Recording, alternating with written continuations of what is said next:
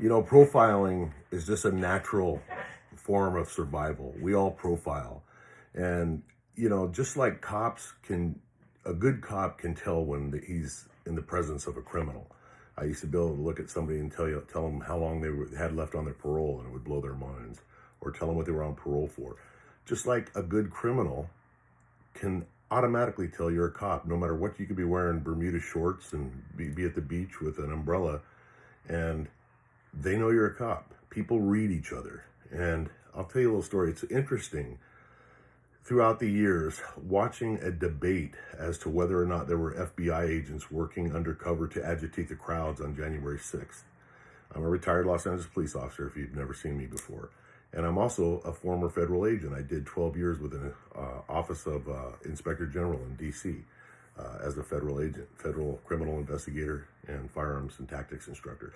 So my wife and daughter and I were at the January 6th event, and it was one of the most beautiful things we ever saw. No, we didn't go into the Capitol, and no, we weren't involved in any violence. We were there to support the president that we wanted to support in a lawful gathering, in a peaceful gathering. But at that time, I had a very active YouTube channel that most of us know was shut down because of the whole me questioning COVID thing and some other political stuff. But at the time, I had a very active channel. And so I had brought a megaphone and was making my little speeches about freedom and the right to assemble, and how great this day was, to see so many Americans coming together for something they believed in. And all of a sudden, and this is all, I have video of this stuff. This guy comes walking up to me. And right away, I know that this guy's a federal agent because I recognize my own. And he says to me, he comes up to me, and now you gotta imagine, people that are there to cause agitation are looking for good people to use as pawns. And, here I'm a big old tattooed dude with an American flag, and I'm pro-Trump, and I'm yelling in my megaphone. He thought I would be the greatest guy. He didn't recognize, who he was dealing with. And he comes up to me and he goes, "Hey, come here, let me talk to you." And he had been with a group of other guys, but he walked up to me, and there's people, thousands of people, and people all around us. And he says, he goes, "Hey, I need you to make a speech." And this is exactly what he said. He goes, "Use your megaphone and tell the crowd, as soon as the president's done speaking, we're going to storm the Capitol." Those were his words. And in my mind, I'm like, what the fuck? Now, I had no clue, like, that what was going to happen that day. And then he walked away, and he stood there looking at me, and my wife was right there, and some people I don't know. And I said, "What is this guy's fucking crazy, man? Why would I'm not going to shout that we're going to go storm the Capitol. What kind of shit is that?" So I just went on about my business. And he comes over now, and he's looking kind of agitated. It's about 10 minutes later, and he goes, "Hey, can I borrow your megaphone?" And I'm like, "Yeah, sure." I handed it to him because I thought he was going to say something. And he walks away. And literally, he's just gone. And there's so many people, I couldn't see it. I didn't see where he went. And I started joking around. I was like, "Man, the fucking guy stole my megaphone." And maybe 10, 15 minutes later, he comes back and hands it to me. And I saw he had like a little lapel thing on that. It was like, it said HMFIC.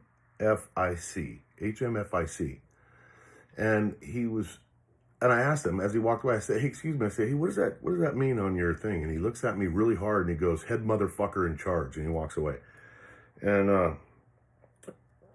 I looked at my wife. I said, "That guy's like an FBI agent or something, man. That dude," I said, "I will swear on a stack of Bibles that guy's a federal agent."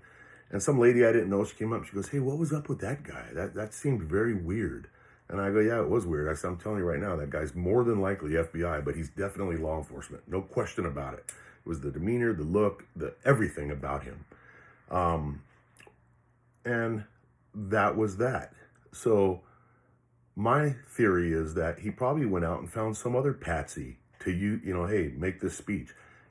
And then later on, of course, when all hell broke loose, and January 6th was in the news, and anybody that went there was considered a terrorist and blah, blah, blah, everybody that knows me personally, all my friends and family, everybody, law enforcement people, always heard I had been singing that song that place had undercover FBI guys in there that were trying to start shit, trying to get people agitated.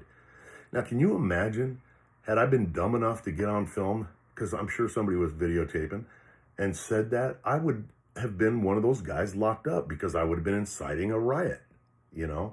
I'm just not as dumb as I look.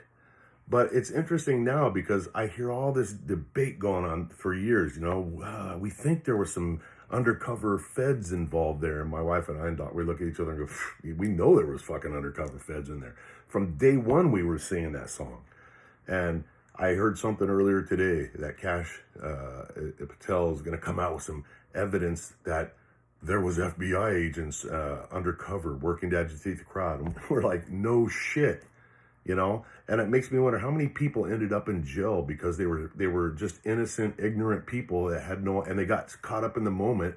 And, a lot of people would not understand the significance of saying, we're going to storm the Capitol. A lot of people wouldn't catch it because they'd be caught up in their little patriotic moment. And while I know there were people that broke the law there, and I know that people deserve to go to jail for crimes that happened, it was in no way some gigantic terrorist thing. And I know that the majority of those people that went to jail were people that just were ignorant. And there's a difference between being stupid and ignorant. But people that got caught up in the moment, hey, everybody's walking into the Capitol. I guess it's okay. I'll walk into the Capitol too. Well, not us. And people used to ask me, well, how come the FBI hasn't come and interviewed you yet? Well, okay, because I follow fucking rules. And when the president said we're going to calmly go down to the Capitol and everything, as we're walking along with millions or thousands of people, there actually was a sign that said, no entry beyond this point. And we stopped. I put my bag down. I remember digging out my sunflower seeds. And we're watching, and I remember way off in the distance, somebody says, man, they're climbing the scaffolding. And I look over there, and you can barely see it, but I was like, holy shit, these guys are, what the fuck? And it's time to go. Let's go. And as we were leaving, we hear flashbangs going off, and we're like, what the fuck? So we take the train back to Union Station. We get in my car. By the time we got on the highway, we turn on the radio, and there's a fucking riot going on at the Capitol. So I always said, well, the FBI's not going to come and investigate me because they checked everybody's cell phone thing, and I did the same thing. I went and pulled up on Google. You can see where it tells you everywhere you were and how long you were there, and you can see right where all of our phones. We stopped there, and then 15 minutes later we leave and we get in the train. We didn't break the fucking law. We were there exercising our constitutional rights. But these liberals, I've been called a terrorist so many times by these ignorant, brain-dead people. Oh my God, you're an insurrectionist. You're part of an insurrection. Yeah, a permitted gathering of Americans on the Capitol makes you an insurrectionist to these people. But I digress. The point is, there's never been a question to anybody that was there that was alert that there were federal agents, people that our taxpayers, we pay their salary. I was one of them, man. I was like these are like my alleged brothers who were trying to suck innocent Americans into getting fucked. And I'm going to tell you something, man. If there is no excuse for that, and in my mind, the agents that were involved in that are the bottom of the bottom feeders of this country. And I hope the fuck karma takes care of what it needs to take care of. Because these people were trying to, and I'm sure they were successful in propagating that whole violent thing. Because that's just one little piece of what I saw. Imagine the shit that we don't know about that went on. I mean, there's some ugly, ugly people that are in power in this country, and some ugly, ugly people that have been given authority. The FBI that I used to look up to, man, like they were gods. And man, after that day, I was like, wow. And then I went on to see Comey and all the shit that he did.